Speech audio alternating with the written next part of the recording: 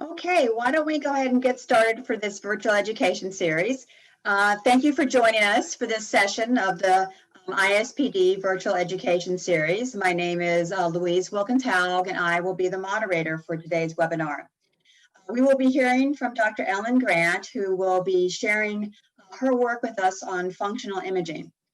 So before we get started, just a few announcements. If you need technical assistance, please use the chat function. We'll be watching that throughout the presentation. You can send in any questions for Dr. Grant in the QA function, and then we'll address these at the end. If you use the thumbs up button for the questions you like the most, that will push them up higher on the list, and certainly we'll get to those first. And you can also raise your hand for a question, and if we have time, once we get through the other questions, then we'll call on you. Statements expressed by the presenters are those of the participants individually and do not represent the opinion or the position of ISPD. And then this event is being recorded. If you do not wish to be recorded, do not raise your hand to speak or submit a question to the Q&A. So I would like to introduce today's speaker, which is Dr. Ellen Grant. She's the director for the Fetal Neonatal Neuroimaging and Developmental Science Center, and holds an endowed chair in neonatology and serves as a clinical neuroradiologist at Boston Children's Hospital. She's a professor of both pediatrics and radiology at Harvard Medical School. Dr. Grant founded the center in 2009 to develop and optimize tools and analysis streams for better detecting and understanding both normal and abnormal brain physiology and development. The primary end goal of the center is improving cognitive, behavioral, neurological outcomes in children with a focus on fetuses and neonates. The center is developing 3 modalities: MRI, MEG, and near-infrared spectroscopy. And I think she'll present some of these in the talk today. They've also developed quite a sophisticated computational infrastructure to facilitate and support deep learning approaches on these databases. He's a senior fellow for the International Society of Magnetic Resonance in Medicine and sits on the board of scientific counselors for NICHD. Dr. Grant. Great, thank you so much, Louise, for inviting me, and I'm really looking forward to sharing some of our work with you. So I'm going to start sharing my screen here. Yeah. Okay. So I'm going to talk to you about imaging function. I decided to swap the order of the words to make sure people understand what I'm talking about. There's a piece of MR imaging called functional imaging, which is looking at oscillations in blood flow. That is one type of functional imaging. So I'm not going to focus on that because we were working on methods to capture function that would be more actionable. And these other functional imaging methods, although interesting for neuroscience, are not quite ready to actually change what you do. So I'm going to talk about imaging function and how to get at function in different ways. Oops. And just a disclosure, I'm on the scientific advisory board for aspect imaging. Now, the motivation for this work, and working particularly in fetuses, is that the brain is basically put together in fetal life, as you all know. There's the birth of the excitatory and inhibitory neuron and their migration to the cortex, and then synaptogenesis, pruning, and myelin accumulation that also begin early in fetal life. So really, this stage of fetal development is incredibly important if we really want to have an impact on disorders and actually cure them.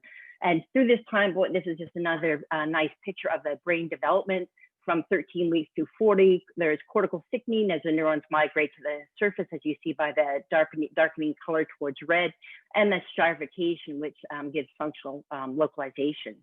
And during this time period, we're dealing with this developmental growth.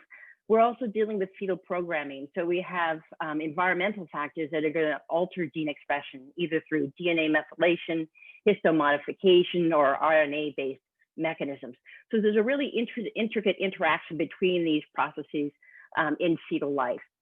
And so what we believe is that we really need to come up with methods to detect these epigenetic influences and provide early evidence of abnormal gene expression in utero to really start to treat and prevent disease. So we need to come up with metrics that can pick up early signs of abnormal development, so we can then test out new strategies and see if we can observe those differences or an immediate effect of those differences in treatment.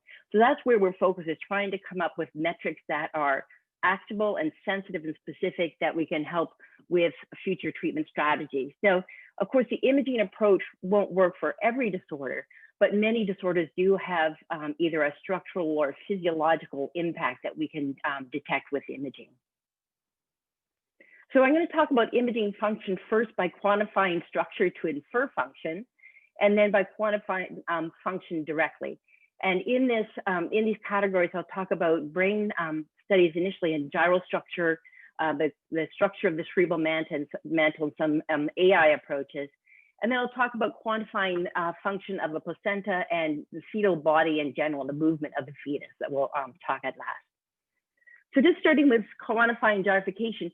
Now, if we want to come up with methods that are sensitive to abnormal gene expression, then we have to think about what types of structure we want to characterize. And gyrification is one of these processes that is genetically driven and critical for functional organization.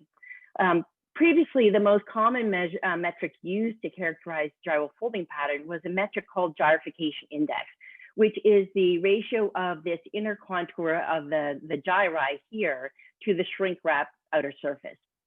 But that doesn't pay any attention to the actual pattern of folding. And function is determined not only by the amount of gyri that you have, but where the gyral fold and their pattern. Now, there is a hypothesis that we've keyed on, which is called the Sulcal pit hypothesis. And this is where the deepest part of a sulcus is the sulcal pit. It is the deepening of the first fold and becomes the deepest local point of the sulcus. The spatial distribution has been shown to be related to brain function and preserved over time. So the sulcal pits that you have as a fetus are preserved into adult life. And there has been shown to be under tight genetic control. So what we wanted to do is to key off these sulcal pits that have deep genetic influence, preservation over time, to start to characterize the topology of gyral folding, to get at where the gyri are folding. So to do that, we take these sulcal pits, we measure the depth and their 3D position, the geometric relationships to each other, and the area of what's called the catchment basin. That's the area that sort of pours into that region, if you think about water pouring down into a basin. So this is called a catchment basin. So characterizing where these sulcal pits are and then the relationships to each other, we can come up with a metric of gyral topology and say whether one subject is similar to another by using a similarity index. So we can compare the gyral folding now of one subject to another subject, or one subject to an atlas or a group of other subjects. Now, to show how we do this in fetus, we first take the fetal images. We use a triplane reconstruction method, which allows you to take multiple axial, coronal, and sagittal slices to create a whole volume that's much better quality. We align it, and then we extract the surface of the brain. That allows us to then characterize, once we have the surface, we can look at the depth, find these sulcal pits, and then look at the gyral topology by looking at the relationship between these pits. And we've even gone on to automatically characterize where the gyri are, so we can do automated gyral labeling. Now, going just on this sulcal pit analysis, we can take now two fetuses that we've processed their images, and these are two 25-week fetuses that we're seeing at the MFCC at Boston Children's Hospital. And we can look at how similar each one of these fetuses is to our normal atlases. So if we take both, were called normal by the clinical service, which is double read by two different radiologists in terms of gyral topology. However, this one was very similar to our atlases, and this one was much less, actually a much lower similarity index to our atlas. And when we look at the surface reconstructions, you can see that this brain here has abnormal cingulate sulcus. The central sulcus isn't starting to form correctly either, and even the parietal occipital junction is a little bit atypical, as well as the sylvian fissure. This is quantified by this similarity index. This ended up being a normal neonate, This was a fetus that had cytomegalovirus infection, and you can see postnatally that there is the cyst that we tend to see in the subependymal cyst we tend to see in CMV, and diffuse polymicrogyria. So there's an example of a false negative from a clinical read that ideally could in future be alerted by this lower similarity index. And this is working on an N1 type of prediction. So this is something we're really excited about to try to test out more in a larger cohort. Showing the group here, the triangles are the abnormal brains that were proven to be abnormal with neonatal MRIs. And you can see that all of them have lower similarity indices than the circles, which are the typical atlas cases. However, this gyrification index really only tracks gestational age. So folding is really timed in terms of gestational age, but where the gyrofold is more important to detecting these abnormalities. And sure enough, the statistics showed that the 3D position was the most important driving feature of where these Sulcal pits were that differentiated between the normal and the abnormal. And the way we did this, we created this normal distribution of similarity index. And so anything less than 5% is called an outlier. And so right now we're enriching our distribution by getting a larger cohort of typical cases, and hope to try this out on prospectively in a larger cohort of fetal brains that come through the center.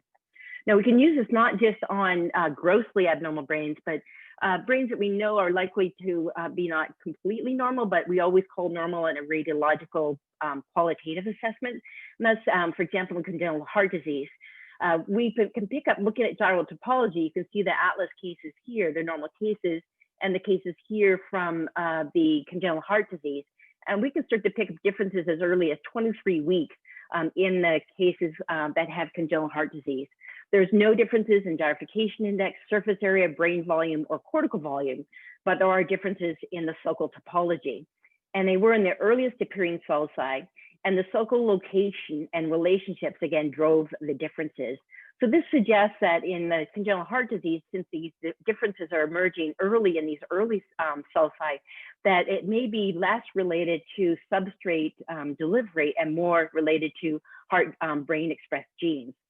We've looked in a similar group of kids actually now postnatally as young adults with single ventricle congenital heart disease, and correlated these same metrics, and also found left hemispheric differences, altered folding pattern that were correlated with executive function and damaging de novo variants. So we think we have a method that helps us pick up these abnormal gene expression early on and helps us try to differentiate between what might be substrate delivery versus abnormal gene expression. And we're continuing to dig into that a little deeper. Now, transient layers of the cerebral mantle are also really important for functional localization. These different areas reflect regions of proliferation, migration, differentiation, ingrowth of afferent pathway, and areal differentiation. And you can see this is a histological specimen showing how the cerebral mantle changes throughout gestation. We can see these differences in the cerebral mantle of the fetus in past specimens. And this is a past specimen here, where it shows this dark area here. This is a coronal image. This is the ganglion eminence right here. And this is the ventricular and subventricular layer. This is the intermediate zone, subplate, and cortical plate. So the cortical plate is a destination for the neurons, is basically filled with the neurons that have migrated here. The subplate zone is where these afferent pathways are beginning to develop and cortical-cortical connections are beginning to develop, as well as serving as a waiting zone for neurons that will migrate into the cortex. The intermediate zone is thought to be sort of the fetal white matter, where a lot of the long connections are beginning to form. So there's a lot we can say about brain development and gene expression by looking across the cerebral mantle as well. And in our group, Lana's been working with Ali Galapour to take fetal brain images, and with reconstructions that Ali has provided, we can segment out the subplate zone and the cortical plate. And she's been characterizing the regional growth of the subplate and the cortical plate across gestation, and showing that there's asymmetry in the left and right hemisphere. There's sexually dimorphic differences, and there's asynchronous growth of these regions in the early and mid prenatal periods, but synchronous growth later in prenatal development. So now that we've started to map out what these normal trajectories are, we can start looking for regional variations in growth that might be related to specific genetic disorders. AI is also another way to really start to dig into understanding what differences may be present in a group of fetuses. In ultrasound, the typical thing that's used right now, of course, as you all well know, is head circumference. So we were interested in seeing if we could develop something with MR images that could complement what is used in ultrasound. And what we did here is we took a bunch of images that were typically developing fetuses, and we got the gestational ages from the clinical charts and created a machine learning algorithm that could estimate the fetal age. And we trained it so now the accuracy is less than 2 days. And you can see the gestational age that was known from the clinical chart versus the predicted gestational age, a very high correlation. And actually, so far, we've got the highest correlation of other groups that have worked on MR approaches to try to characterize fetal age using machine learning approaches. With these ones, you don't have to process the images. You just put in the axial haste images or the multiplanar haste images to the algorithm, and it gives you back an estimated fetal age. Using this data, we can even differentiate differences between males and females. The positive slope means that the brain are relatively younger. So the females are relatively younger than the males, and we pick up a statistical significant difference in these two. We can also see differences in genetic disorders. These are gray matter heterotopias, polymicrogyria, and microcephaly. And you can see the individual cases here that there's quite a variation and spread compared to what you see in normals. They're pretty close to the predicted values versus these other disorders are very different in the predicted gestational age. So we think this is a complement, or will serve as a complement to the head circumference that picks up different features of brain development to alert the clinician that this fetus may be suffering from an abnormal brain development. Now, next I want to move on to quantifying function of the placenta and the fetus. So as you all know, and we've begun to really appreciate through the Human Placenta Project, is that the placenta is a really important place for a nutrient waste exchange. Glucose in particular, we'll talk about, glucose is an important metabolite that is crosses the placenta to the fetus, as well as these other metabolites. And it's also a very important site of oxygen and carbon dioxide exchange. The transfer site of immunity and secretion of hormones, as well as secretion of neurotransmitters such as serotonin. And one thing that we've become very alert to and trying to integrate into, or trying to figure out how to integrate this into some of our estimations, is that the placenta itself also consumes energy. In particular, it's thought to consume about 40% of oxygen at term. So if you're really interested in brain development, which is where we started, you have to be interested in the placenta because it plays such a critical role in early brain and fetal development and programming. So it mediates gene-environment interactions, plays a critical role in forebrain development, and as a programming agent for adult diseases such as cardiovascular disease, as well as now thought to be a programming agent for neuropsychiatric diseases. So this is something that, as a neuroradiologist, I'm actually starting to understand more is placental function and getting a deep appreciation for having to really dig into that to be able to give the MFMs and clinicians important information that might help us better care for and detect early abnormalities in brain development or in fetal development. As I mentioned, glucose is a really important metabolite, and there's a lot of interest in abnormal glucose metabolism in diabetic moms. So we were trying to figure out if we can actually capture glucose or measure glucose in the placenta. And this is a project that a fellow G did before she moved back to China. We got placentas. You can see them sitting here in a cylinder that was put into the MR scanner. And we perfused different placentas with different concentrations of glucose. We had one that wasn't perfused, which is the bottom one, perfused with 5 millimolar glucose, 10, and 20.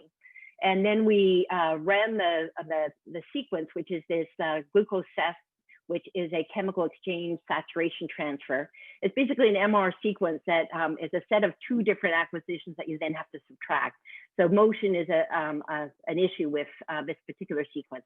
So we showed first that if we looked at these different placentas, that we could see differences in this magnetization transfer ratio asymmetry, and show that we could pick up these increases with increasing glucose concentration. So here's the concentration along the x-axis, and the y-axis was this asymmetry ratio. We expect this to go up with glucose concentration. These are the placentas that we looked at with Drusilla Roberts afterwards, is we would infuse them with yellow dye so that we could actually validate that the perfusion of the glucose actually went into the placenta and get a sense of the vascularity. This is the placenta that wasn't perfused, that had a very low number. The 5 millimolar was quite vascular. However, the 10 millimolar had evidence of chronic bilitis. And you see that it's not quite as vascular as the other placentae. And we think that might be why this one is a little bit lower. We also then took mothers, and these are normal pregnancies, and gave them a glucose tolerance test, essentially. We would do a baseline scan and then give them the glucose drink, and then monitor the placenta after we gave them the glucose. And these different colors represent different mothers. And in some, we were starting to get really nice responses.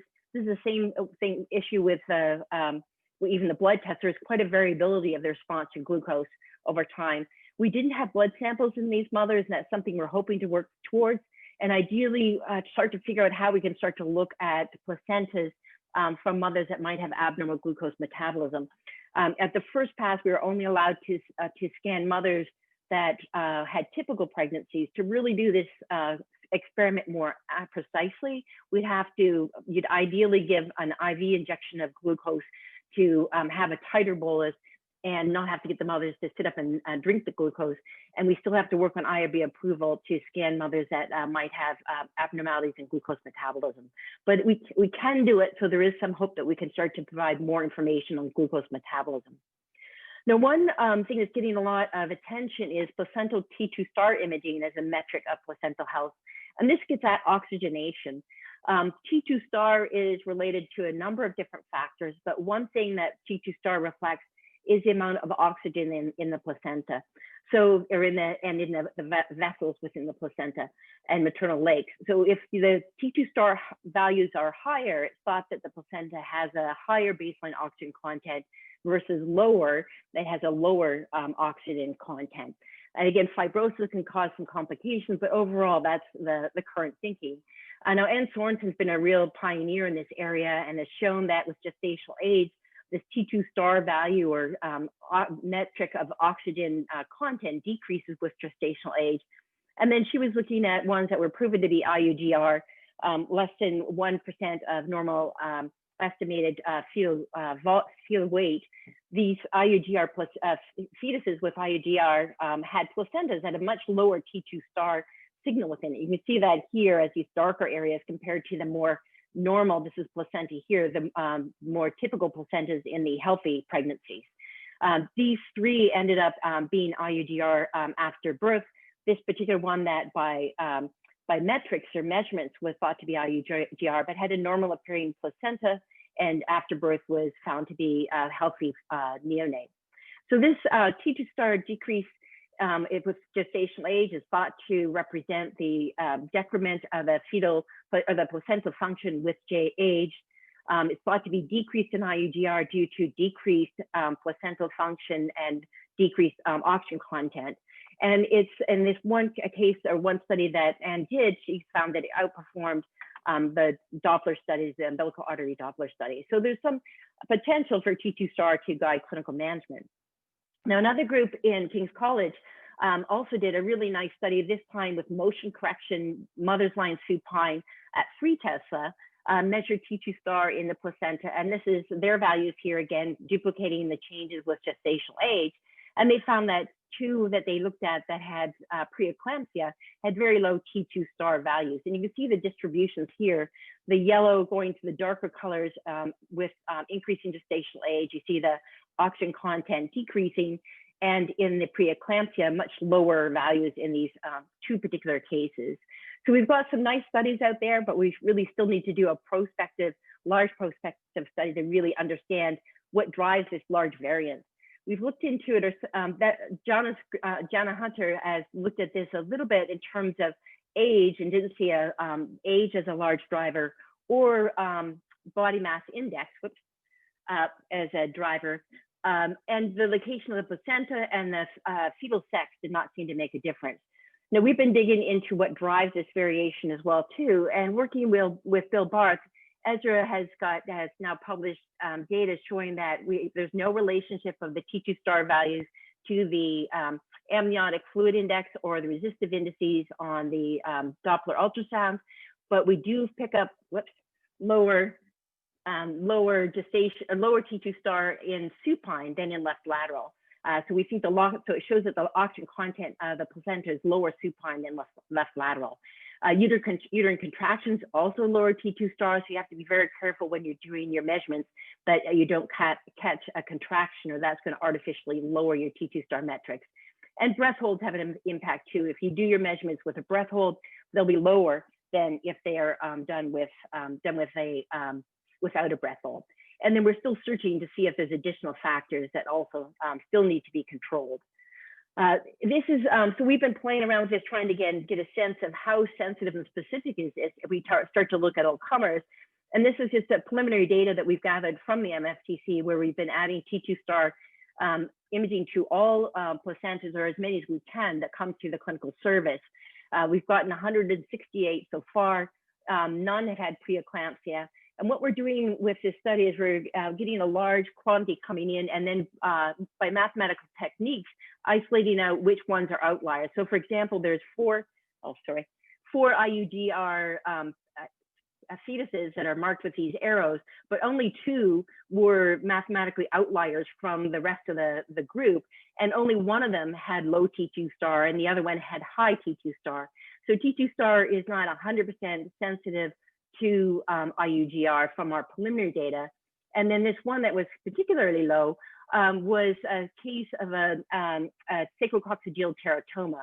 So it's not 100% specific. So we really do need those prospective studies to better understand what T2 star is capturing and how we can make it a metric that is actionable.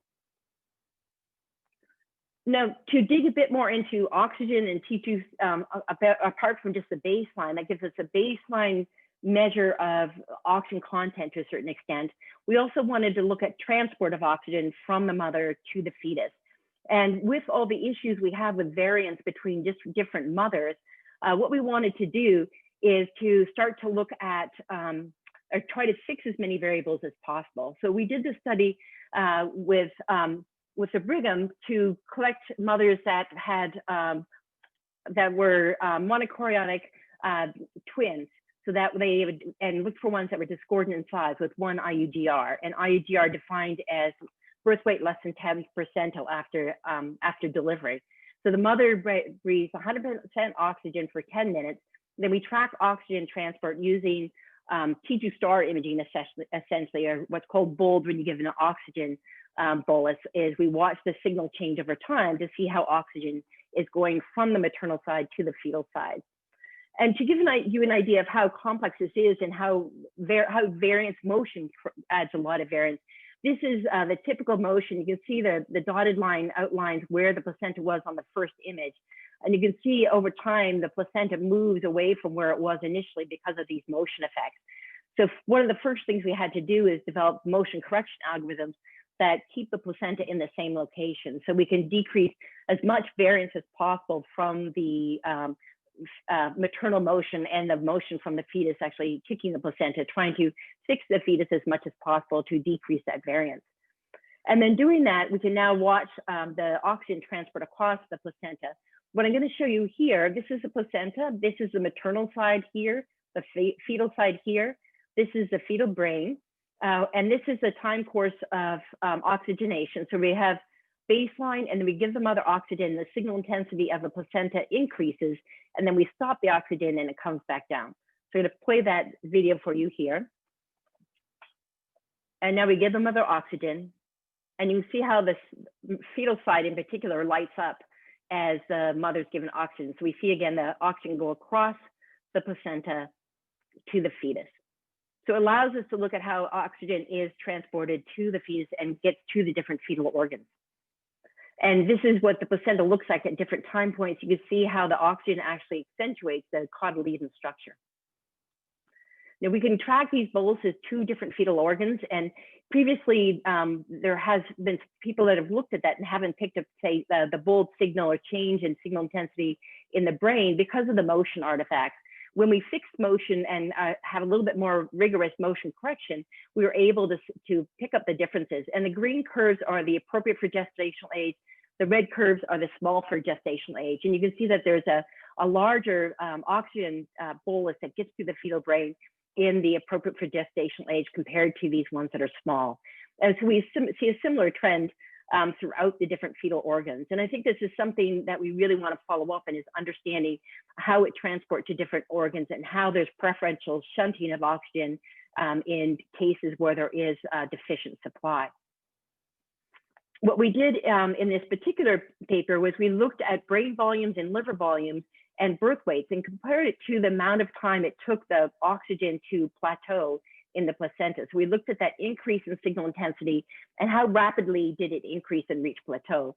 And the longer it took to reach plateau, the lower the brain volumes, the smaller the livers, and the lower the birth weights. And this was with quite high statistical significance. So we think this oxygen transport is a really interesting way to look at how effective the placenta is at transporting oxygen and supporting the growth and development of the fetus. Now, Kehoe, I told you about the gyral folding patterns that he was looking at earlier. He looked at the two, we took the two different placentas, the one with a placenta from the oxygen that was rapidly supplied versus slowly supplied, and looked at the two different twins. And he found differences in gyral topology that you can actually see here, but the gyral folding is very different in these two twins. So this is an example of identical maternal environment in genetics, but different placental function. So we think this is an example of environmental influences on brain development. And we think that this is probably altering the epigenome and gene expression. So we're gathering cord blood and are increasing the number that we can get the cord blood on to hopefully start to say something meaningful about what might be affected that is altering the brain gyral development, and whether it's hypoxia-induced genes or something else that might be playing a role. This particular project actually made it on the Science Friday a few years ago, which is a very interesting experience, talking with placenta to the lay public. And I think it was the first placenta project that actually made it to Science Friday, and hopefully there'll be more. We've been exploring also oxygen transport and how the position of the mother also has an effect. And I'm sure it's no surprise to the MFMs here that there's differences in left lateral and supine, probably because of the perfusion pressure of the placenta. Now we've normalized these, so this is just relative to baseline. And we always saw that when in supine, when we gave the mother oxygen, it increased more than in left lateral. And we've gone on to show that actually what probably the difference is they start at a different baseline. So as I mentioned earlier, when you are on left lateral, you start out with a lower oxygen content. So when we give the oxygen bolus, it increases more than when you're in a supine position. So we're playing around with these kinds of ideas to try to think about what ways can we create interesting or useful stress tests to look at placental reserve, for example.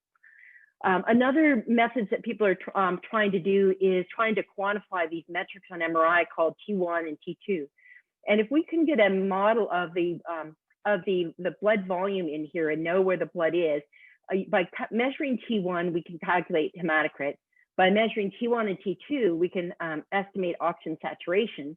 And if we use things like phase contrast MRI and gate it to the heart, you can see the umbilical artery, umbilical vein flow that we're showing here. We can capture and quantitate flow in the umbilical arteries and veins. And you can see here that the two arteries sum up to the vein, which is encouraging to see, is what we expect.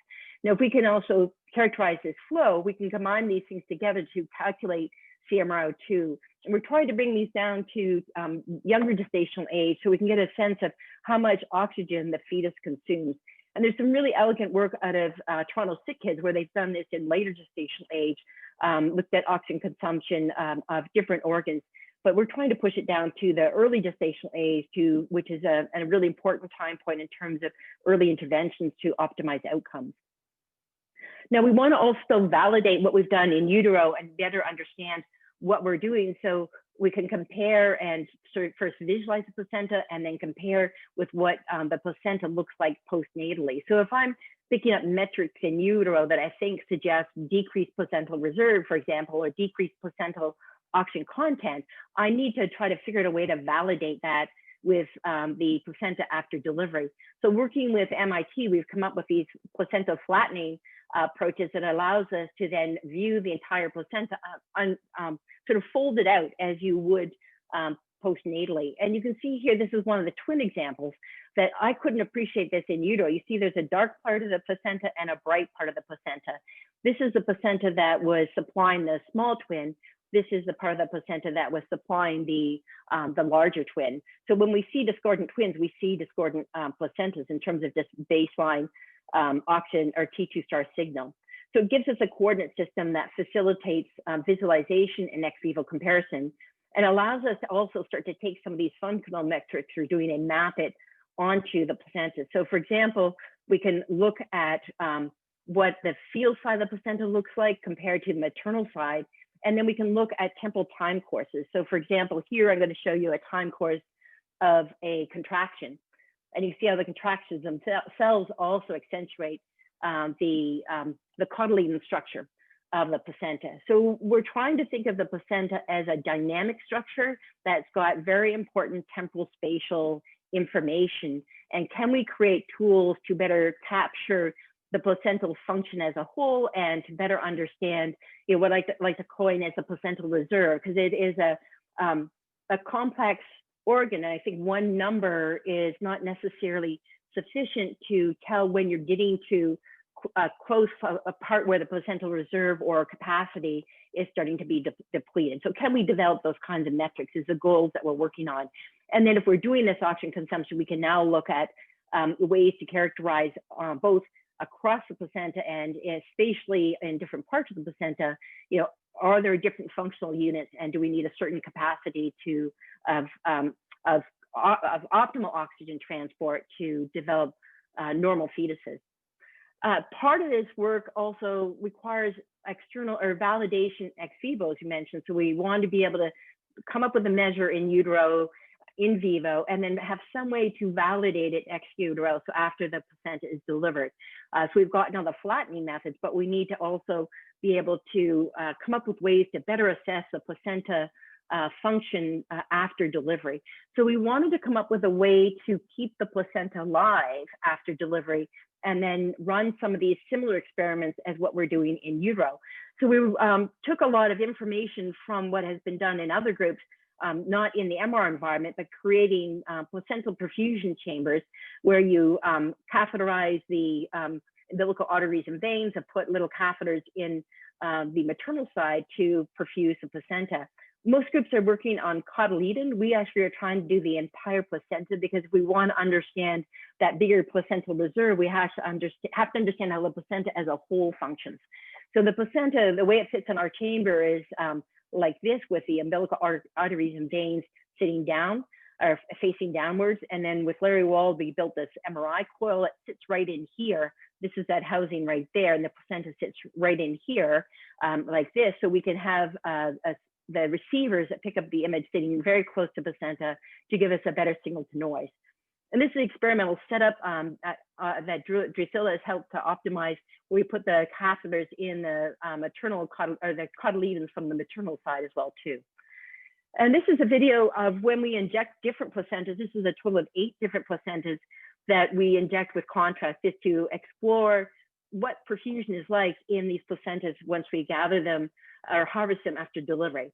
And this is, and I just want to emphasize again, this is like other organ transplants. This placenta should still be somewhat viable. We're working on better perfusates to keep it viable for longer. And some of you may be aware there's actually papers out there where they kept a pig brain alive for hours. So we can keep the placenta alive for long enough to start to understand its perfusion, and ideally to run some perturbation tests to understand the vasoreactivity of the placenta, and infer backwards what we should be looking for in vivo, or validate what we see in vivo. And one thing we notice here, as you see, some of the placenta is actually leaked. That's what you're seeing here. As you'll see in these red circles, there's some placentas have big areas where there's not much placental perfusion, or there's no capillary filling. You can see a big, nice blush where there is capillary filling. And I'm going to play this video again, because what I want you to see is that there's shunts there we see from the arterial to venous side. So look right in here, you see the arteries? And then now you see the vein. So we think this is evidence of arterial venous shunting. And you see it did not go through the capillary tree. So we think as the placenta starts to degrade, there's matching of from the fetal side, the fetal perfusion to the maternal perfusion. So if there's not good maternal perfusion, we think that there's shunting that probably exists in the placenta to shunt the fetal blood to other areas of the placenta that are more efficient. So this still has to be validated, but it's something we're really excited about continuing to explore, as well as the vasoreactivity of the fetal vessels when we change the maternal perfusates to have different oxygen levels, for example. So there's some really interesting things I think we can delve into here and help us both understand what we're seeing in vivo, as well as better understand the vasoreactivity of the placenta. Finally, I'm going to talk about quantifying placental function. Placental function is a detriment to a lot of the things we do in imaging, because we want to have the organ still to get those quantitative metrics. However, function is also, as you well know, a really important reflection of normal health and neurological development. And these images, when we're done clinically, this is what the montage typically looks like. And these are often read on the clinical side to look at motion of the fetuses to see if there is normal motion. And you can see the joints here, and in particular, this is the knee joint in this fetus where the head is down here. This is the spine. You can see the liver. And you see this particular fetus isn't bending his knee very well. And I'll show you another representation of this later. So we wanted to come up with better ways to characterize fetal motion, because fetal motion is, again, a really important metric of fetal health. So what we've done is these machine learning methods that we label, say, for example, the knees and the ankles, the hips, the elbows, the wrists, and these are the eyes, to be able to track fetal motion in utero. And we can also create these machine learning algorithms that learn to find the boundary of the amniotic fluid and the boundary of the fetus. Now we can build on that, these algorithms. So we have to painstakingly outline this initially. So we've had a lot of people work very hard to outline thousands of images of the fetuses. So the algorithm learns where the boundaries are and where the different joints are. And then we create these pictures that go from the volume images that evolve over time. And this is a timer here. You create then your stick figures, the amniotic fluid, and then you can put on top of that the representation of the fetus inside the uterus. The temporal time course here, it's actually 3 seconds between the volumes, because we actually interleave them. So the temporal resolution of these images is about 3 seconds. And I'll show you a higher magged up view here of what these images look like again. So we think this is a really important progress to be able to come up with ways to quantify accurately motion, so we can take it away from a qualitative metric to a more quantitative metric. It's extremely complementary to what's being done in ultrasound right now. There's a lot of papers out in using ultrasound to quantify fetal motion, but those metrics are captured the jerk movements, and again, they're more qualitative in nature. They don't have a lot of specific numbers to them that are not sort of rendered by an experienced viewer. So we wanted to come up with automatic methods to give metrics that are quantifiable and have more of a dynamic range to characterize fetal development. So what we've been doing here is looking at we have a number of volumes, a total of 77 mothers that we've got these time courses that go from about 10 to 20 minutes, so we can characterize a fetal motion. And the first thing we did is to look at motion left lateral versus supine. And we confirmed what we suspected is that when the mother is left lateral, the variation in limb position, or in other words, the motion of the limbs, is higher than in supine. So we get significantly higher motion left lateral versus supine. And this is something us radiologists are aware of, or have a hint of as well too. This is part of the reason we like to scan pregnant mothers supine, is the fetuses move less. And again, we've now proven that statistically here. And interesting enough, it's elbow flexion variation, or the variation of the elbow movement, was the strongest driver here, and not the knee movement. So knees change less than elbows when you go from supine to left lateral. However, with gestational age, it's a different thing. We see the knee flexation increases. There's a lot more variation as a gestational age increases. So we get decreasing flexation with increasing gestational age, probably partially because of the restriction of the uterus with gestational age. And again, strong statistical significance showing that yes, the fetuses do move less with increasing gestational age, but predominantly the knees and not the elbows. We looked also at the hyperoxia paradigm, and we haven't been able to detect a difference with and without oxygen in fetal motion. Now, the question is, can this be put to a clinical use?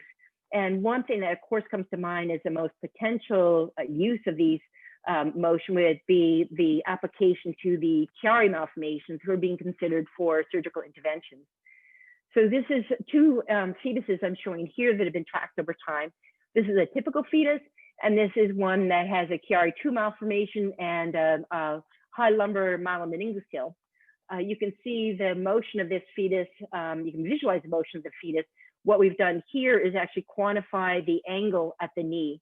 And you can see that there's a lot of variation of the angle at the knee in the healthy fetus, with more time spent in flexion or with the knee bent than with the knee straight, which would be at 180 degrees. So again, a lot of variance and more time in the with the smaller angles.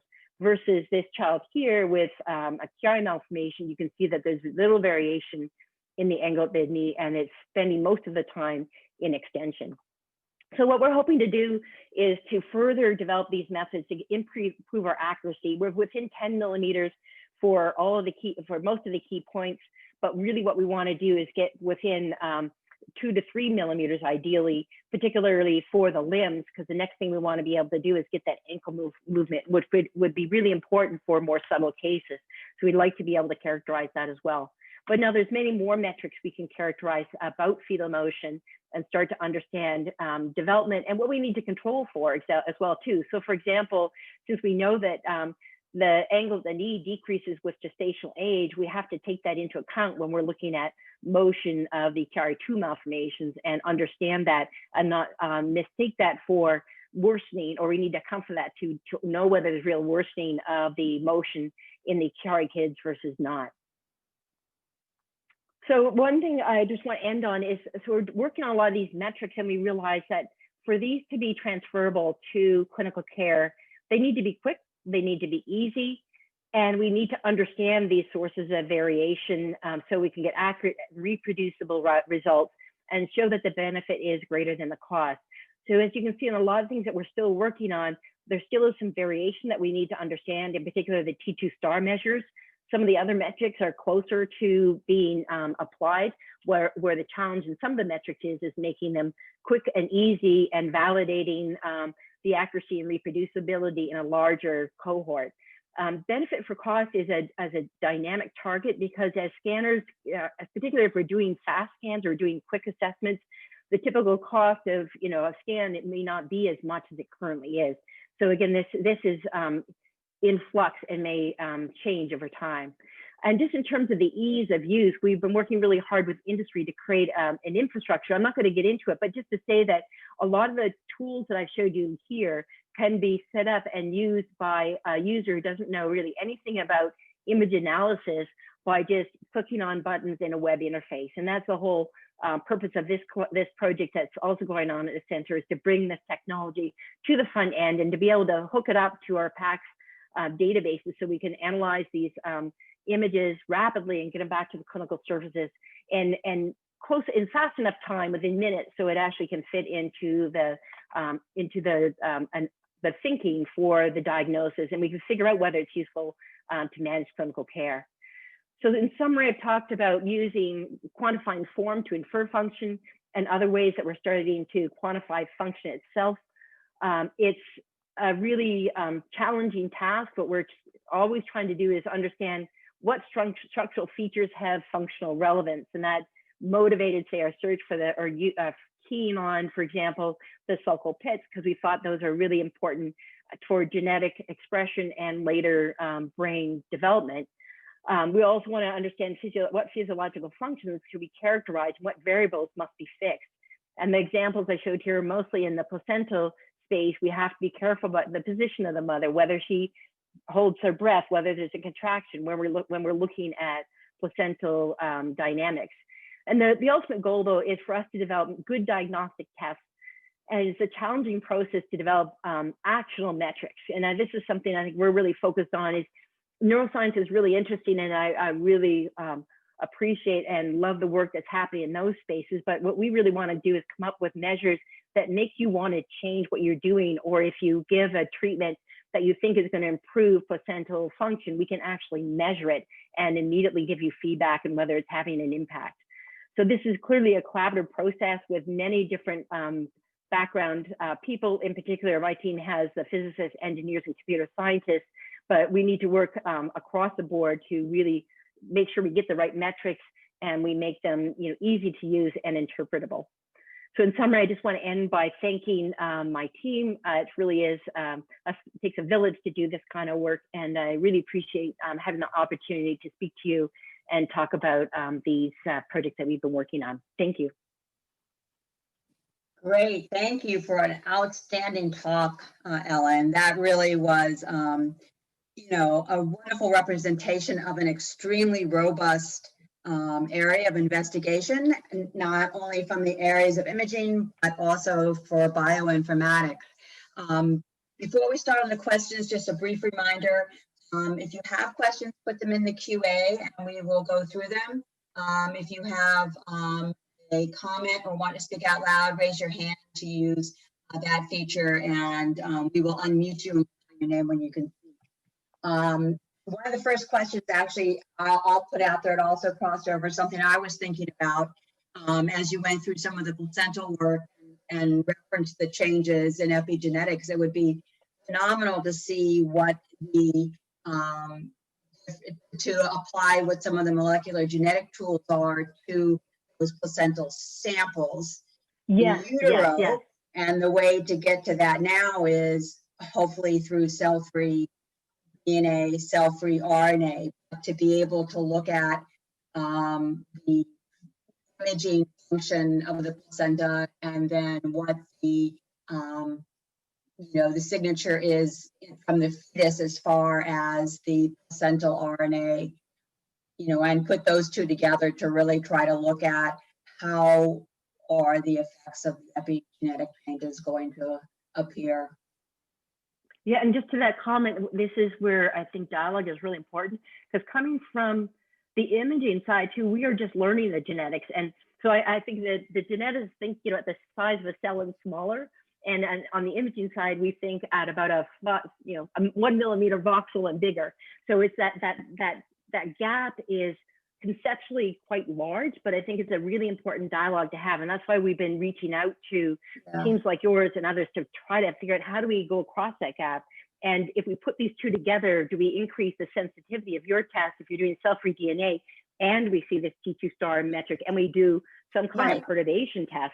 Does this now mean that what you're picking up in the cell-free DNA is actually being expressed and having an impact on what is actually happening in utero? Right, and then just the basic biology that is there to be learned from that approach is phenomenal. So that's why this was a great talk for this audience, because you have a lot of geneticists in the audience who I'm sure are writing things down very quickly. Okay, so first question was very interesting topic. It's important to look at the correlation between genetic variation, epigenetics, and then also taking that into the MRI brain structural patterns that you see and the functional outcomes neurologically. Understand better what some of the underlying genetic drivers are going to be. And the hard part about that, and this is where I'd love to hear from your audience too, we've been digging more deeply into, again, more twin study, because it's important to control what variables we can. So these monochloronic twins are, we think, a good example to maybe be able to pick up a signal, because it's challenging if I have singletons, because there's so many other factors that we have to think about. So that's why we're trying to follow up more with these twin studies, and probably look into multi-center studies to get enough data to see, can we pick up something that's a relevant biomarker? Right, and then also the relation between what, as you're looking at what's being seen and then the actual clinical outcome. Yep. And this is where I think there's a lot of interest with particular teams that are doing surgery, say for the Chiaris is a nice concrete example, is can we actually characterize fetal motion changes after the surgery when it's done at an experienced center? What is that trajectory and how does that compare to normal fetal development, where there's typically decreases? And then if new sites come on, can we provide a quantitative metric of how their site is performing compared to, say, an experienced site? So I think there's absolutely interesting opportunities there.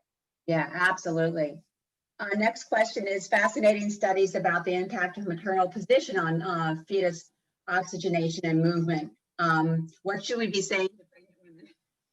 Well, I think we're just validating what you already say, is if the best position for a mom is on the left lateral to provide the fetus with, the optimal oxygenation. So that's why we actually went after that, because a lot of people say it doesn't matter or some people say it doesn't matter with maternal position, but listening to you guys, it clearly affects the placental perfusion pressure, because if you're compressing the aorta or the vena cava and collaterals are supplying the return, there's a physiology in there we need to dig into.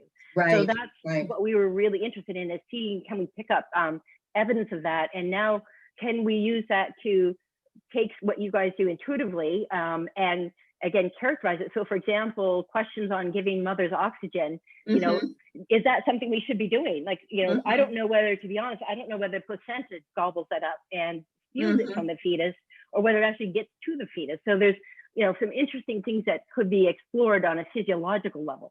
Yeah, absolutely. A whole universe out there to explore. The next question is the artificial intelligence and automated process that you described to assess gyration is fascinating. How much of this is feasible without AI, and how much of this is already done clinically, or likely subjectively? Yep. And the reason we use AI actually is to do something fast. So what this will allow, once we get the algorithm developed, is it only takes a minute or two to run a stack of images through that algorithm. We haven't yet got this. This is where we've got a big issue in medicine in general. We've got these great research algorithms. Getting it to the clinical front line is something that's hard to fund, but is something that's important to do, because we really have to then do the prospective study to compare it to the head circumference. Does it make a difference? Does it provide additional information? So that's one thing we're in the works doing now, is trying to set up that infrastructure so we can do that prospective test. So it's not in clinical practice yet, but it could be. It's just a matter of routing the images from the packs to the algorithms, and we know how to do that. It's just getting the permission from the different hospitals to be able to put that in place. Great.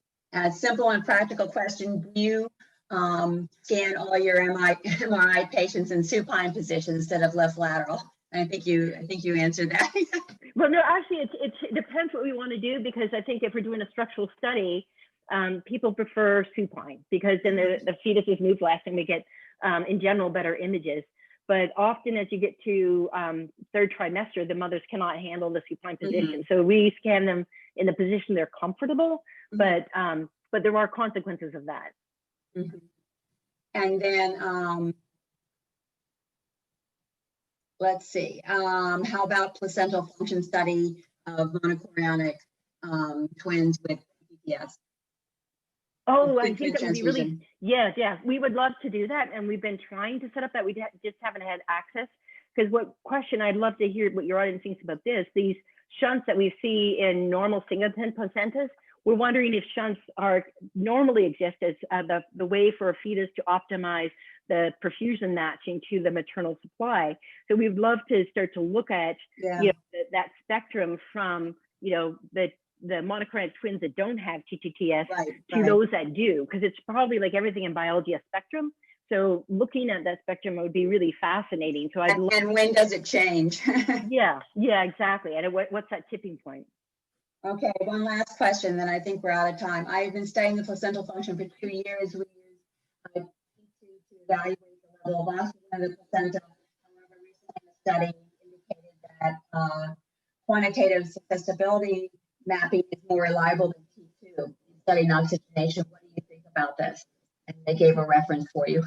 Yeah, no, thank you. I haven't had a chance to read that, but I think the most important factor is movement. And so I have to read that to see how well they're controlling for motion, which studies they're comparing to. Because in general, you can do a T2 star quantification faster than QSM. So that's something I'll look into. But I don't know the answer to that, but I think motion is our biggest enemy for those numbers. Thank you very much. And I am sure that there are many in the audience who would like to reach out to you and send you a question. Oh, I'd love that.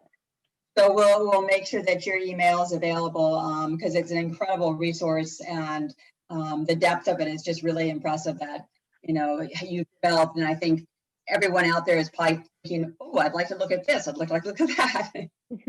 Good. So this concludes our 5th session of the ISPD Virtual Education Series. I want to thank everyone for joining us today and give a special thanks to our speaker, Ellen Grant. The presentation was recorded and will be available on the ISPD website. Certificates of attendance and CEUs will be available at the conclusion of the whole series.